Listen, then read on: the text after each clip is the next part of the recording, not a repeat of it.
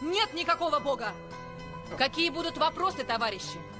Задавайте, не стесняйтесь. Да вот спросить хочу, барышня. Сам сколько годов думаю, все придумать не могу. Это почему ж такое деется? Что деется, товарищ? Задавайте вопросы. А я и задаю. Ну, вот, к примеру, корова ходит большими такими лепехами, а лошадь обратно крученными такими толстыми. Овца, значит, маленькими такими шариками, похожими на горох. Почему такое деется, знаешь? Я не могу знать, товарищ, я не ветеринар. С коровами, с лошадьми дела не имела. Не могу в этом разобраться. Ну вот, ты еще в говне не разбираешься, а уже про Бога рассуждаешь.